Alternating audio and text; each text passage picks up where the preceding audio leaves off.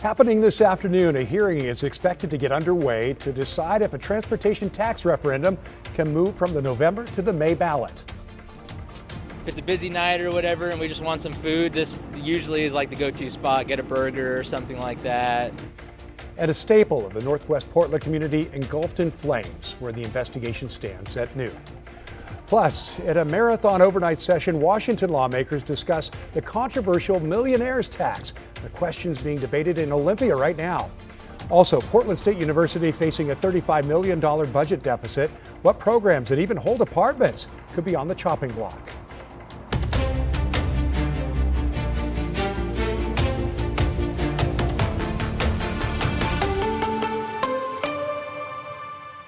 And first at noon, in just the last hour, the Highway 99 East Tunnel in Oregon City has reopened after a rock slide shut it down this morning. Thank you for joining us. I'm Tim Gordon. We want to get right out to KGW's Thomas Schultz with a look at this. And Thomas, that's a generally pretty busy roadway. What are you seeing out there?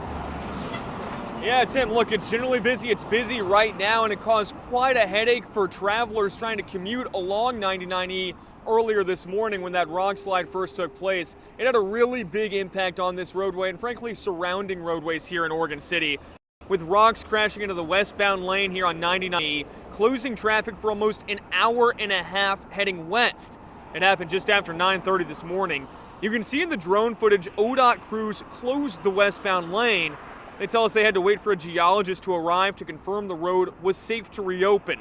You can also see the scarring from where that rock slide happened, which led ODOT to shut down this section of 99E and divert traffic instead onto South 2nd Street here in Oregon City. Traffic was backed up for at least a mile because of that road closure. ODOT, though, was on scene making sure that no traffic was getting through while they had to make sure the road was safe to reopen. About 11 o'clock, they did finally reopen that roadway both ways. And as you can see behind us, Tim, traffic now moving smoothly, once again. And that is a good update. Thomas, thanks a lot. Well, in just about an hour, a hearing is expected to get underway to determine if a transportation tax referendum can move from the November to the May ballot. Democrats passed a bill this month, and Governor Tina Kotek signed it into law last week. Shortly after, Republican Senate leader Bruce Starr and others filed a lawsuit asking for a temporary restraining order.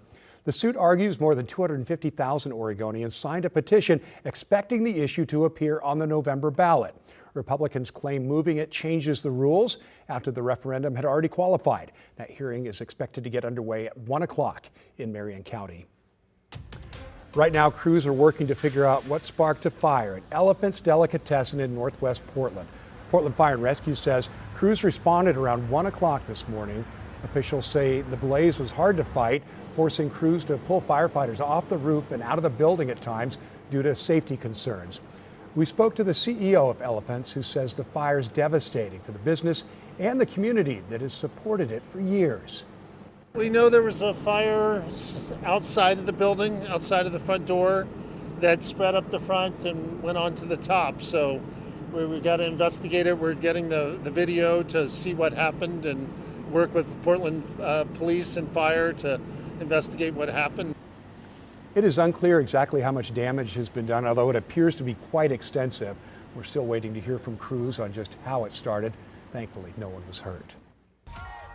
The start of Portland's WNBA inaugural season could be in jeopardy as contract negotiations continue between the league and the players' union. In fact, for the league to start on time in early May, the two sides have to reach a deal today. The union wants players to receive a share of the league's gross revenue, while the WNBA has offered a percentage of net revenue. The dispute comes as the league has seen a major spike in viewership. If the season is delayed, it could have repercussions for Portland's new team as the Fire tries to rebuild after being shut down in the early 2000s. If a deal is reached, the Portland Fire will host Angel Reese and the Chicago Sky at its home opener on May 9th. The FDA is warning people in Oregon and Washington about a recall of oysters and clams that may be contaminated with norovirus. The shellfish were harvested in Washington between February 13th and March 3rd by the Drayton Harbor Oyster Company and the Lummi Indian Business Council. They were then shipped to distributors in multiple states, including here in the Pacific Northwest. Norovirus can cause vomiting, have diarrhea, and severe dehydration symptoms as well, with symptoms starting 12 to 48 hours after exposure. Restaurants that may have received the seafood are being told to throw it away, and anyone who gets sick should contact a healthcare provider. We're taking a live look at Timberline this afternoon, where the snow has been coming down all day long. Chris McGinnis tracking the very latest with more heavy snow on the way this week, Chris. Yeah, winter weather advisory continues up in the Cascades through tomorrow afternoon. The live look right now actually from Government Camp. This is right where the Timberline Road comes into Highway 26, and it is still snow covered there. I know you see some sunshine peeking through, but more snow is back in the picture here as we move into this afternoon, and I'll be able to show that to you on radar here in just a second if we could get the box moving here. So with that in mind, winter weather advisory continues through 5 o'clock this afternoon, with eventually rising snow levels creeping in as we go into the day tomorrow. But we'll cross that bridge when we get to it. For now, there will be more snow headed there. You can see radar showing another slug of moisture coming on shore here. So we've got some snow in the Coast Range. In fact, Vernonia was on a 2-hour delay today because of snow in the Oregon Coast Range. Also interesting to point out, a couple of lightning strikes showing up there just offshore, indicating some convective nature here to the band of showers that's working its way inland. The Astoria column certainly looks wet here along the North Oregon coast. It's 41 degrees with a light south breeze. Wells Fargo sky camera showing the cloud cover thickening up after some earlier breaks. I think the clouds will become thicker and thicker, and with that eventually will come some rain. It's 46 last check at the airport, 44 right now in Tigard, Wilsonville in the low 40s. 44, a popular number here, McMinnville, Salem, Almsville, all checking in the mid-40s at lunchtime. All right, the forecast this afternoon, cloud cover thickening up with occasional rain moving back in. We'll keep it steady in the mid-40s, and of course with the time change over the weekend, not that we're going to see the sun this afternoon, but sunset is at 7:10.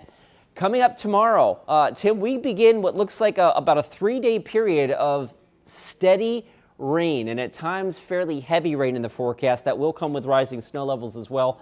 I'll break that down for you coming up in just a few minutes. Okay, thanks, Chris, very much. Well, here's a look at some national headlines this afternoon. Overnight, a 7th fallen U.S. service member was honored with a dignified transfer ceremony back in the U.S. Vice President J.D. Vance saluting Army Sergeant Benjamin Pennington, who died on Sunday from wounds suffered in an Iranian attack on an airbase in Saudi Arabia on the second day of the war. Meanwhile, President Trump is offering mixed signals about how much longer the war with Iran will last. This, as Defense Secretary Pete Hegseth says today, will be the most intense day of strikes.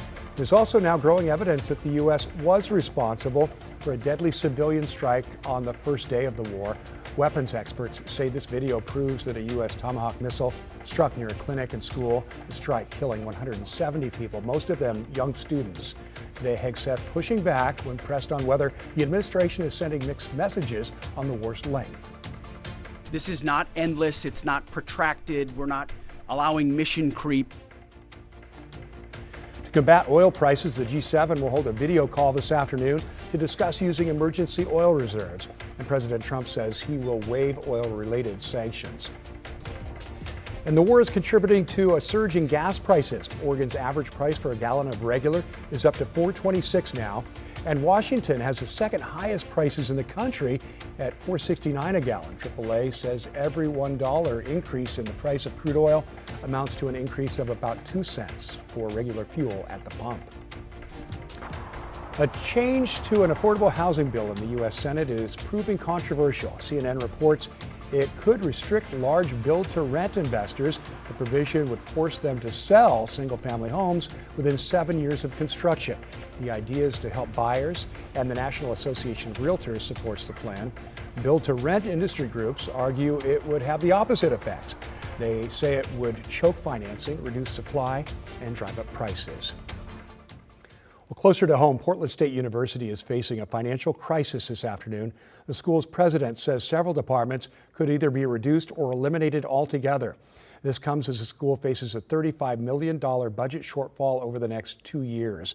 According to university officials, the massive budget deficit is due in part to lower enrollment, rising costs, and limited state funding. In a letter to the union representing PSU faculty, PSU President Ann Cudd wrote that the list of departments on the chopping block comes after careful consideration and deliberation. She also stressed that none of these cuts are set in stone. Of the 19 departments impacted, University Studies, Conflict Resolution, and Portland Center, which is a study abroad program, could all get cut. Programs that could be reduced include things like economics, history, and philosophy. We also heard from Bill Knight, the president of the University of Professors Union and an English teacher at PSU. We've been in the middle of the Bridge to the Future plan, and the challenge with that plan is it doesn't seem to offer us the kind of bridge we'd like. So we're looking now at cuts, and the question looming over all of this is whether you can cut your way to prosperity. Our position has been all along that that's not a great idea. University officials say a final plan is expected in June. Meanwhile, unions representing faculty and classified staff at Portland Community College are saying they plan to strike for tomorrow morning after saying PCC's final contract offer is, quote, insulting.